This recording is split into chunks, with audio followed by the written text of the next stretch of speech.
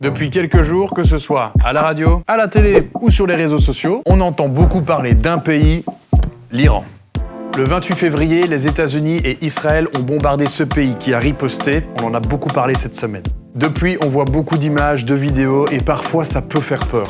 Et très vite, on a aussi reçu des questions, vos questions d'enfants à propos de ce qui se passe sur place, notamment celle-ci. Est-ce que c'est la Troisième Guerre mondiale? Alors on a décidé de répondre à cette question et à toutes les autres pour tout vous expliquer et vous rassurer. Et on ne sera pas seul. Pour nous aider, on a fait appel à des spécialistes. Il y aura Jonathan. Salut les news, je m'appelle Jonathan Piron, je suis historien et spécialiste de l'Iran. Et il y aura aussi Régis. Salut les news, moi c'est Régis et je suis le responsable de l'actualité dans le monde à la rédaction de la RTBF. Les news t'expliquent l'Iran, c'est parti dans 3, 2, 1, go!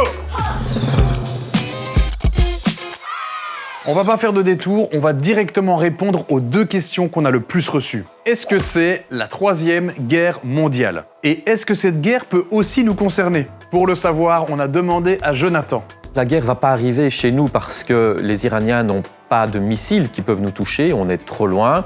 Et puis surtout aussi parce que les Israéliens, les Américains et les Iraniens n'ont pas envie, n'ont pas intérêt à ce conflit éclate en Europe. Donc la guerre ne va pas arriver. On l'a compris, même si la situation est dure sur place, ça ne nous concerne pas directement. Mais vous nous avez aussi beaucoup posé cette question. Comment c'est arrivé? Alors pour bien comprendre ce conflit, on va d'abord se pencher sur ce pays passionnant. Sur la carte du monde, l'Iran se trouve juste ici, au Moyen-Orient. C'est un pays immense, 3 fois plus grand que la France. Quand on traverse l'Iran, le décor change tout le temps. Au nord, il y a des montagnes, souvent enneigées, plus loin de grands déserts, mais aussi des forêts, des plaines et même des côtes au bord de la mer. Dans ce pays vivent près de 90 millions de personnes, presque 8 fois plus qu'en Belgique. Au milieu, il y a Téhéran, la capitale. C'est aussi l'un des pays les plus riches au niveau historique et culturel. Il descend de la Perse, une civilisation vieille de 2500 ans, à l'origine d'inventions incroyables au niveau de l'architecture par exemple, mais aussi dans la gestion de ce pays gigantesque. Mais l'Iran, c'est aussi un historique complexe. Pendant longtemps, le pays était dirigé par un shah, une sorte de roi. Et puis, en 1979, tout bascule. Une révolution renverse le shah et l'Iran devient une république islamique, avec à sa tête un guide suprême. Ça veut dire que la religion islamique prend une place centrale dans le pouvoir et influence aussi certaines règles de la vie quotidienne. Mais pour certains Iraniens et Iraniennes, vivre dans une république islamique n'est pas facile. Vivre dans une dictature comme l'Iran, ça veut dire que la liberté d'expression n'existe pas. Dans nos démocraties, on peut dire ce qu'on veut, on peut critiquer le pouvoir. En Iran, c'est impossible. Si vous avez des critiques contre le régime qui est en place, contre le dictateur, vous allez directement en prison. Vous l'aurez compris, l'Iran n'est pas un pays qui fonctionne comme le nôtre. C'est pour ça aussi qu'il est difficile de comprendre ce qui s'y passe, ce qui nous amène à votre prochaine question. Pourquoi un pays a décidé de faire la guerre avec l'autre pays? Pourquoi est-ce qu'ils se battent? Évidemment, c'est une question centrale et on va voir ça avec Prési. Déjà, mon petit poulet, faut savoir que dans le monde, il y a des pays qui sont copains. C'est ça qu'il faut comprendre quand on dit que deux pays sont alliés. Et du coup, il y en a d'autres qui le sont pas. Et eux, on dit qu'ils sont ennemis. Du coup, dans ce conflit, les États-Unis sont amis avec Israël, mais ennemis avec l'Iran. Alors, pourquoi ce beau monde se dispute? Tu sais quoi? On peut avancer 2 raisons. La première, c'est le nucléaire. Depuis des années, l'Iran développe un programme nucléaire. Officiellement, mon petit poulet, le but de ce programme, c'est de maîtriser cette énergie nucléaire.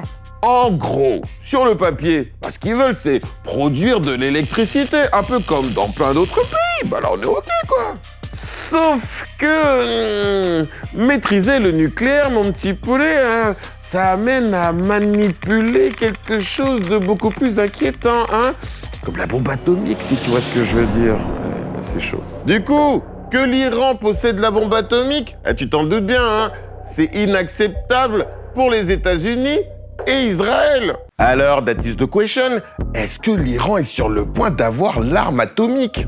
On ne sait pas très bien en fait.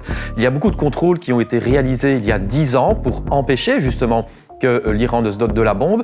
Mais depuis plusieurs années, il y a toute série de tensions entre les Américains et les Iraniens sur ce programme. Les Américains de Trump sont convaincus qu'il y a cette volonté du régime iranien d'acquérir la bombe atomique, mais tous les analystes ne sont pas d'accord. Donc en fait, on est dans une situation dans laquelle on a beaucoup de questions, mais où Trump décide que néanmoins, il doit frapper l'Iran pour empêcher cette possibilité d'arriver. La deuxième raison de l'attaque des États-Unis et d'Israël contre l'Iran, elle est politique. Depuis plusieurs mois, beaucoup d'Iraniens et d'Iraniennes descendent dans la rue pour réclamer du changement au niveau de leurs dirigeants. On sait aujourd'hui que, en fait, une grande partie de la population iranienne souhaiterait ce qu'on appelle un changement de régime, c'est-à-dire un nouveau pouvoir. Mais le régime qui est en place, lui, ne veut pas du tout, justement, laisser la place à autre chose, et c'est pour cela qu'il réprime la population. Cette répression a quand même fait des milliers de victimes. Ah, et si t'as envie d'en savoir plus, mon petit poulet, sur ces manifestations iraniennes, je te conseille d'aller écouter notre podcast Comprendre un max. Et pour continuer à comprendre ce conflit, il faut que tu saches, mon petit poulet, que en attaquant l'Iran, les États-Unis espèrent affaiblir le régime en place pour pouvoir s'en débarrasser. Ce qui arrangerait bien Donald Trump. Bah oui, un nouveau dirigeant à la tête de l'Iran pourrait être un nouvel allié. D'autant plus que l'Iran possède beaucoup de pétrole et de gaz. Et ça intéresse beaucoup le USA. Avec les bombardements, beaucoup de membres du pouvoir en place ont perdu la vie, mon petit poulet. Parmi eux, Ali Khamenei, le guide suprême, la plus haute autorité politique et religieuse du pays. Il était aux commandes depuis 1989. Du coup, sa mort a entraîné des réactions très opposées. D'un côté, des scènes de joie, et de l'autre côté, des scènes de tristesse.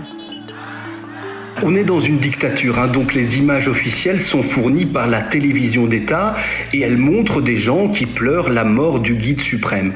Mais on estime que 80% de la population en Iran est contre ce régime. Il faut savoir qu'il y a un blocus quasi total du réseau Internet depuis le début de cette guerre, donc il y a très peu de témoignages, très peu d'images qui sortent d'Iran en dehors de ce que fournit donc cette télévision d'État. Comme on vient de vous l'expliquer, les bombardements ont tué le guide suprême Ali Khamenei.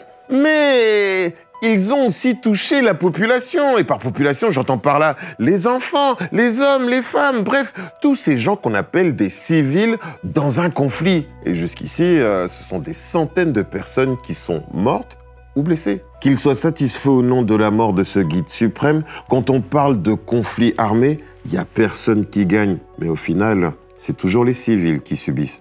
Selon le Croissant Rouge iranien, qui est donc la Croix-Rouge locale, 1045 personnes ont été tuées, parmi lesquelles 175 écolières et leurs professeurs qui ont perdu la vie lors d'une frappe sur leur école. Les États-Unis et Israël contestent avoir visé une école. Merci Régis. Et pour être complet, de nombreux civils en dehors de l'Iran sont évidemment aussi touchés par ce conflit. Pour se venger, l'Iran lance des missiles et des drones vers Israël et plusieurs de ses voisins, comme Dubaï ou le Qatar par exemple. Là aussi, les habitants vivent avec la peur des sirènes et des explosions.